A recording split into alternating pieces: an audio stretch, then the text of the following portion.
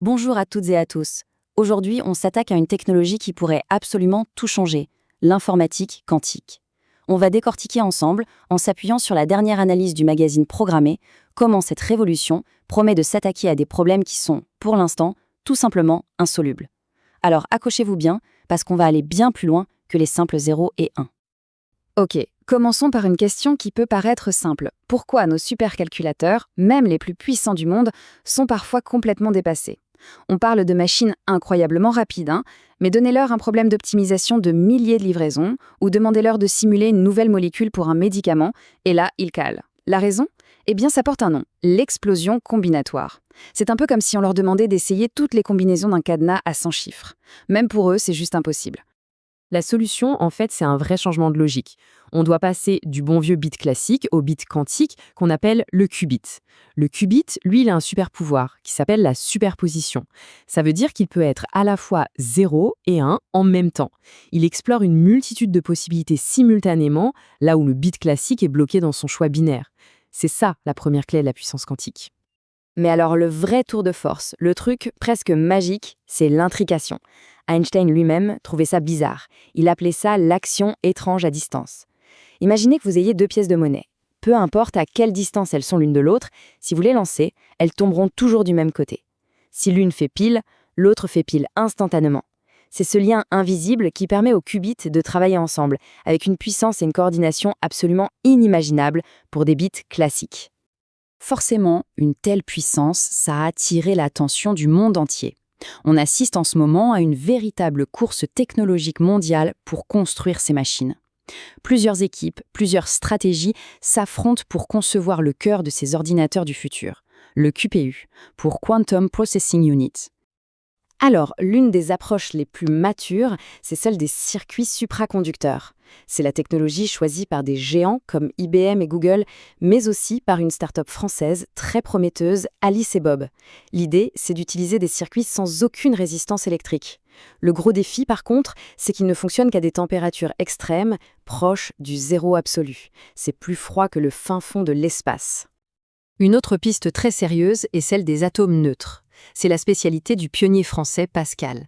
Là, la technique est différente. On piège et on manipule des atomes un par un avec des lasers. C'est un peu comme si on les déplaçait sur un échiquier quantique. C'est une méthode d'une précision folle qui pourrait permettre de construire des processeurs beaucoup plus grands avec des centaines, voire des milliers de qubits. D'autres acteurs, eux, misent sur les ions piégés. Leur grand avantage, une stabilité et une précision remarquables. Des entreprises comme Quantinuum sont vraiment en pointe sur cette technologie.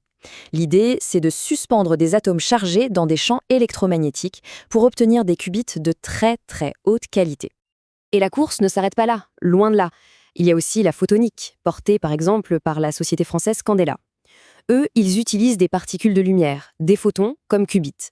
Et là, l'avantage est potentiellement énorme, ces systèmes pourraient fonctionner à température ambiante. Ça simplifierait de manière drastique la construction et l'utilisation des ordinateurs quantiques.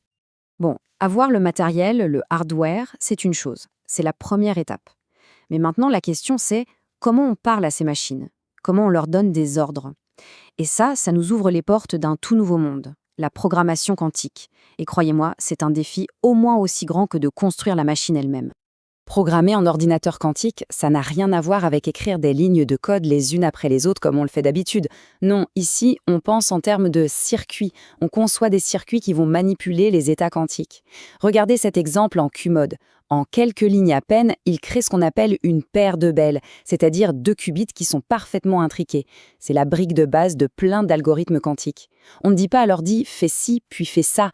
On lui décrit le circuit à construire pour arriver au résultat.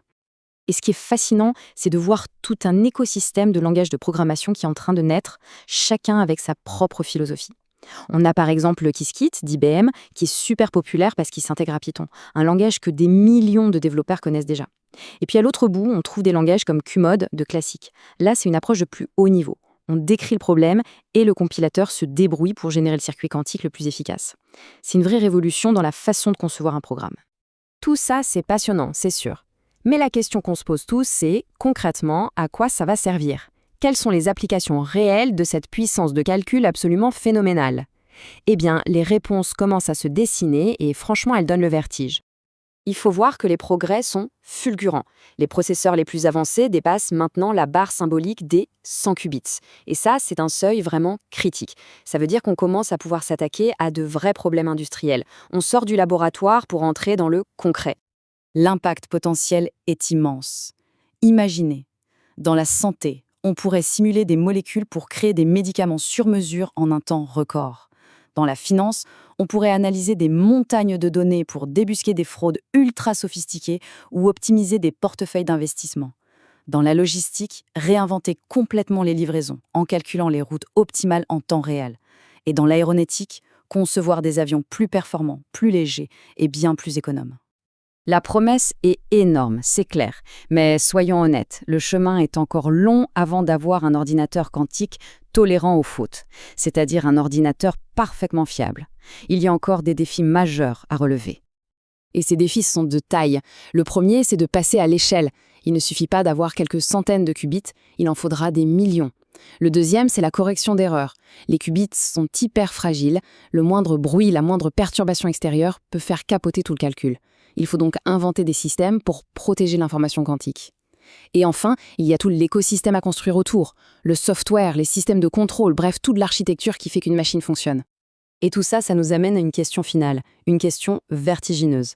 Le jour où cette technologie sera mature, on aura entre les mains un outil capable de s'attaquer à des problèmes qui nous semblaient insolubles. Alors sur quoi va-t-on se jeter en premier ?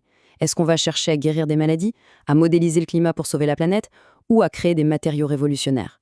Le premier grand défi qu'on confiera à l'ordinateur quantique, eh bien, il en dira long sur nos priorités en tant qu'espèce. La discussion ne fait que commencer,